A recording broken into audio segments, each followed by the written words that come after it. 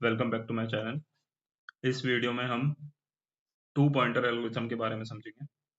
To pointer algorithm काफ़ी famous है DSA में और काफ़ी इजी भी है। इसमें हम एक्चुअली करते क्या है कि हम एरे की इंडेक्सिंग को दो पॉइंटर से रिप्रेजेंट करते हैं एरे के को प्रोसेस करने के लिए और ट्रैवर्स करने के लिए।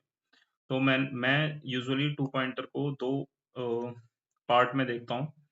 एक जब पॉइंटर सेम डायरेक्शन में मूव करें और दूसरा जो पॉइंटर अपोजिट डायरेक्शन में मूव करें। ठीक है।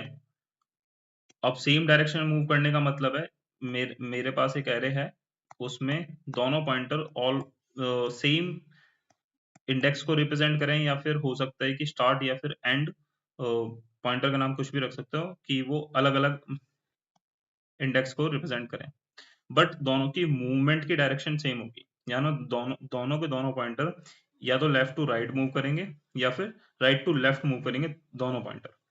अपोजिट डायरेक्शन में का क्या मतलब है? अपोजिट डायरेक्शन का मतलब है कि जो फर्स्ट पॉइंटर है वो फर्स्ट इंडेक्स को रिप्रेजेंट कर रहा है और अनदर पॉइंटर जो है हमारा वो लास्ट इंडेक्स को रिप्रेजेंट कर रहा है और दोनों की मूवमेंट की डायरेक्शन डिफरेंट है।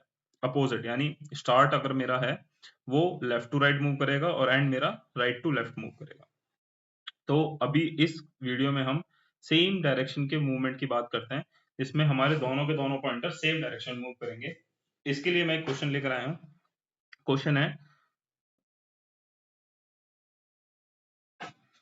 क्वेश्चन है हमारा, remove duplicate from shorted array.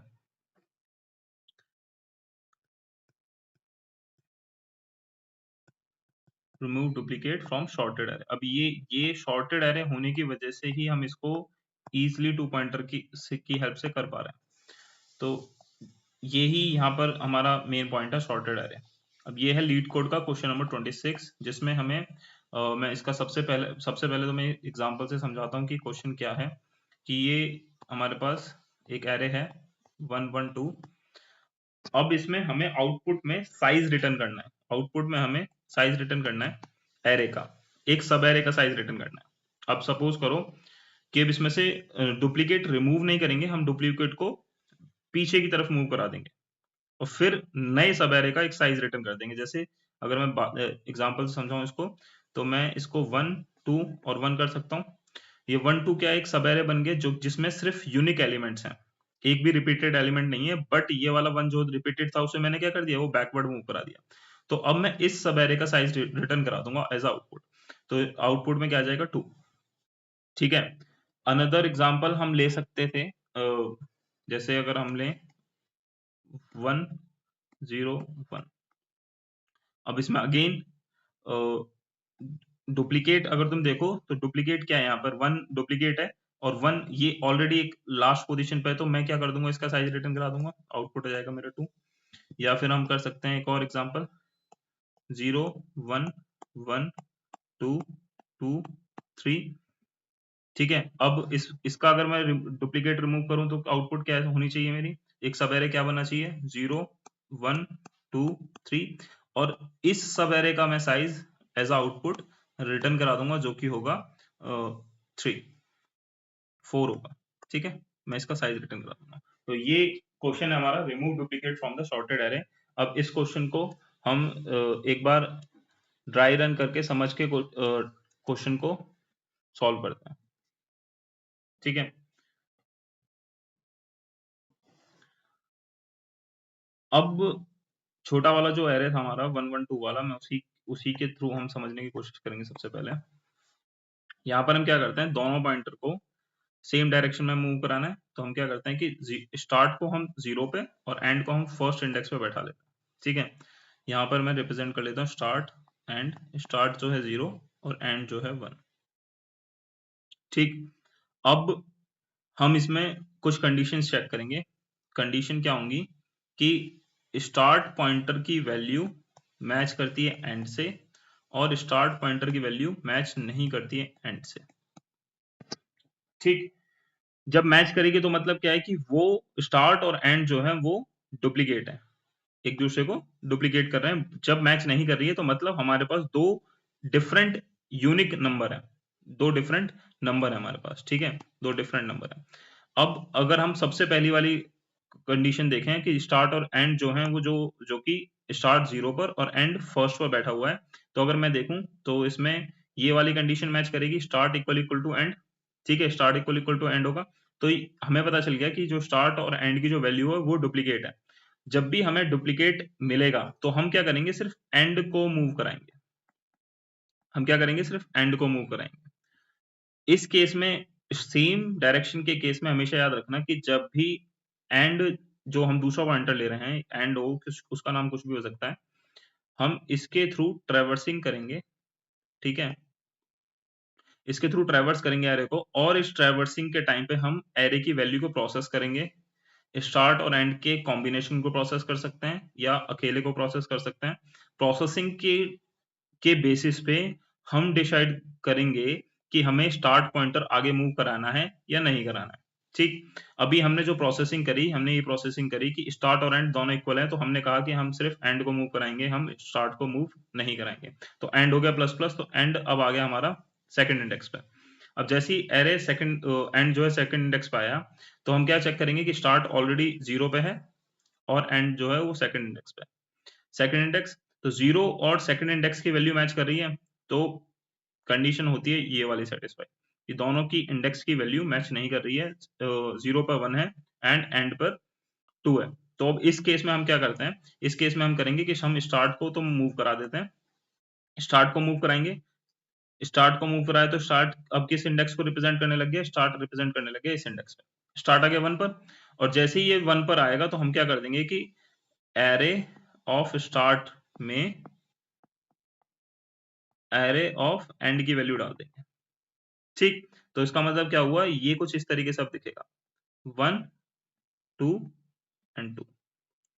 और ये लूप कब तक चलेगा, लूप कब तक चलेगा, लूप की टर्मिनेशन पॉइंट हमेशा एंड डिसाइड करेगा। एंड जैसे ही एरे की लेंथ को हिट करेगा, एरे की लेंथ को हिट करेगा, वैसे ही हम लूप को स्टॉप करा देंगे। तो अब लूप हो गया खत्म। अब हम देखेंगे कि हमारा एंड तो यहाँ पर था, स्टार्ट यहाँ पे था।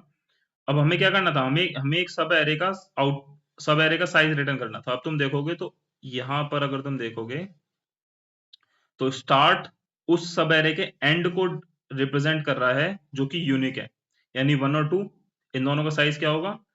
अगर मैं अब रिटर्न कराऊंगा तो मुझे रिटर्न क्या कराना चाहिए, रिटर्न मुझे कराना चाहिए स्टार्ट प्लस 1। क्यों, क्योंकि स्टार्ट 0 और 1, स्टार्ट की वैल्यू 1, बट हमें साइज रिटर्न कराना है तो हम क्या कर देंगे, +1 कर देंगे, तो हम ये हमारा रिटर्न हो जाएगा। इस सेम क्वेश्चन को एक और एग्जांपल से समझते हैं जो कि लीड कोड पे ही है। इसमें वैल्यू क्या है, 0 0 1 1 1 2 2 3 3 एंड 4। यहाँ पर हम स्टार्ट ले लेंगे और एक एंड ले लेंगे, स्टार्ट 0 पर एंड 1 पर। और लूप कब तक चलेगा, लूप चलेगा जब तक एंड एरे के एंड में ना पहुंचे। फिर से वही दो कंडीशंस, स्टार्ट इक्वल होना चाहिए एंड के, और दूसरी कंडीशन स्टार्ट इक्वल नहीं होना चाहिए एंड के। ठीक है, जब स्टार्ट एंड के इक्वल होगा तो हम क्या करेंगे, हम करेंगे एंड को प्लस प्लस, और जब स्टार्ट नहीं इक्वल होगा एंड के तो हम क्या करेंगे, स्टार्ट प्लस प्लस, और स्टार्ट वाली पोजीशन पर, एरे की स्टार्ट वाली पोजीशन पर हम क्या कर देंगे, एरे की एंड वाली पोजीशन को पुट कर देंगे।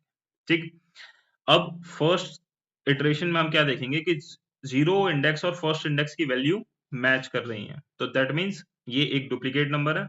और जब डुप्लीकेट होगा तो हम क्या करेंगे, हम एंड को मूव करा देंगे। तो एंड अब हमारा क्या हो गया, 2, एंड यहाँ से हटेगा, और एंड हमारा क्या हो जाएगा, एंड को हमने यहाँ से हटाया, और एंड अब हमारा रिप्रेजेंट करेगा इसको। जैसे ही एंड की वैल्यू चेंज हुई, एंड हमारा अब 2 सेकंड इंडेक्स को रिप्रेजेंट कर रहा है, तो फिर हम क्या करेंगे, अब हम देखेंगे s इज इक्वल टू ई। अब स्टार्ट इंडेक्स की और एंड इंडेक्स की वैल्यू एक दूसरे से मैच नहीं कर रही हैं, तो जैसे ही वो मैच नहीं करेंगी तो अब हम क्या करेंगे, हम स्टार्ट को +1 करेंगे, यानी स्टार्ट की वैल्यू हो जाएगी 1। नया एरे पे मैं बना लेता हूँ, स्टार्ट अभी 0 पे था, अब स्टार्ट हो गया प्लस प्लस, स्टार्ट अब इस वाले इंडेक्स को रिप्रेजेंट कर रहा है। यहाँ पर हम क्या कर देंगे, एंड की वैल्यू डाल देंगे, तो अब यहाँ पर आ जाएगा 1।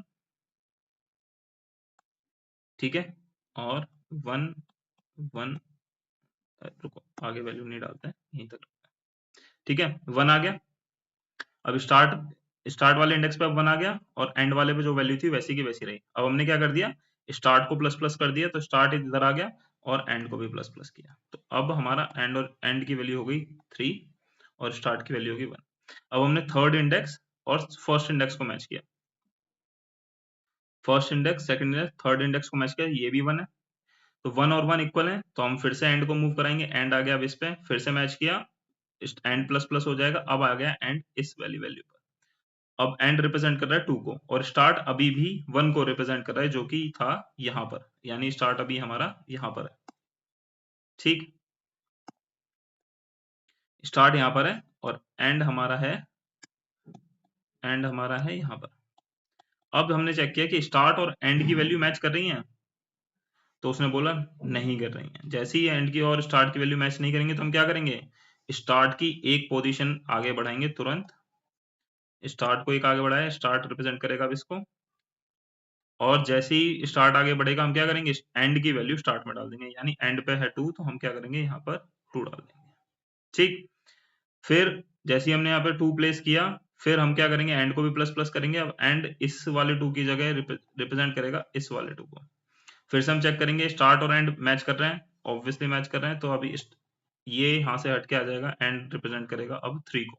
जैसे ही 3 को करेगा कंडीशन होगी फॉल्स, जैसे और फॉल्स होते ही क्या होगा, स्टार्ट हमने फिर बढ़ाया और हमने एक आगे वैल्यू दोबारा से स्टार्ट में डाल दी एंड की वैल्यू, फिर 3 जैसे ही डुप्लीकेट होगा फिर हम स्टार्ट को मूव करेंगे एंड और आ जाएंगे 4 पर। जब अब 4 और 3 मैच नहीं करेंगे तो हम यहाँ पे क्या प्लेस कर देंगे 4, तो ये हमारा वो सब एरे हो जाएगा जो कि जिसकी आउटपुट हमें भेजनी है। तो स्टार्ट, अब देखो एंड में क्या वैल्यू पड़ी है हमें वो मैटर नहीं करता है हमारे लिए, क्योंकि क्वेश्चन में हमें सिर्फ आउटपुट रिटर्न करानी है, तो ये मैटर नहीं कर रहा है। अब स्टार्ट यहाँ पर बैठा हुआ है, स्टार्ट यहाँ पर बैठा हुआ है, अब हमें इसका साइज रिटर्न कराना है, तो मैं स्टार्ट में कितनी टोटल लेंथ हो गई इस सब एरे की, 0 1 2 3 4 प्लस 1 कर देंगे, ये हमारा हो जाएगा रिटर्न, ये हमारा हो जाएगा आउटपुट, स्टार्ट प्लस 1। तो अब इसको अगर एक बार इसका कोड करके देख लेते हैं। ठीक है,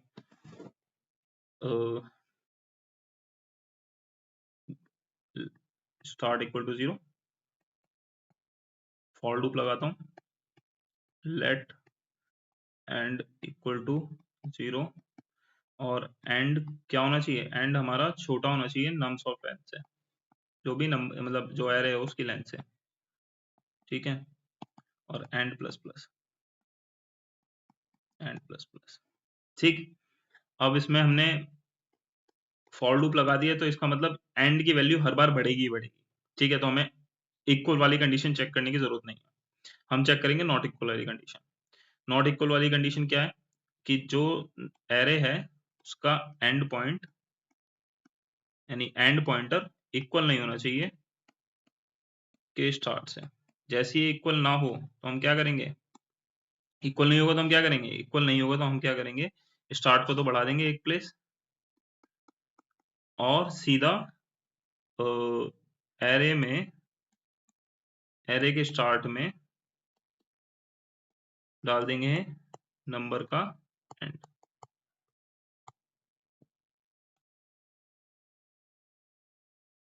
तो इस केस में क्या होगा, और आउटपुट में रिटर्न करा देंगे हम एंड में, रिटर्न क्या करा देंगे, return start plus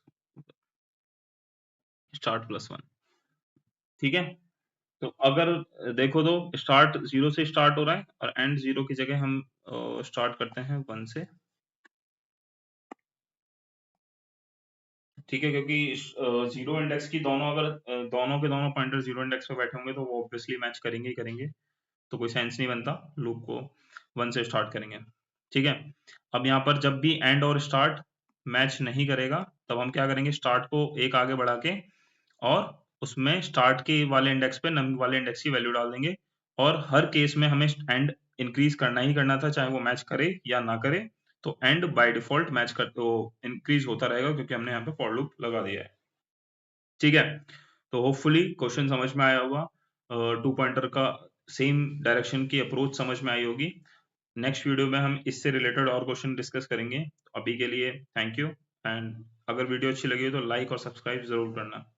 by bye.